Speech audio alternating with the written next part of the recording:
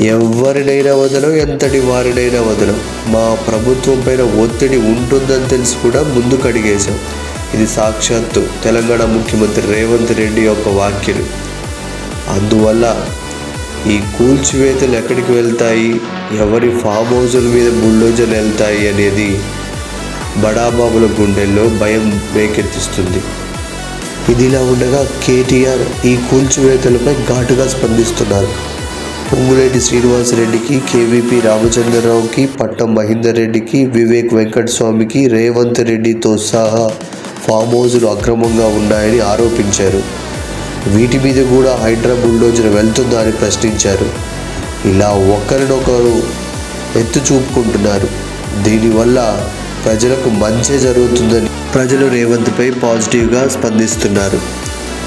బడాబాబుల విల్లాలు పోతే ఏంటి అని ప్రజలు అభిప్రాయపడుతున్నారు. దీనితో బడాబాబులకు టెన్షన్, కామన్ మ్యాన్కి సస్పెన్స్గా మారింది. ఇక ముందు ఏం జరుగుతుందో చూద్దాం.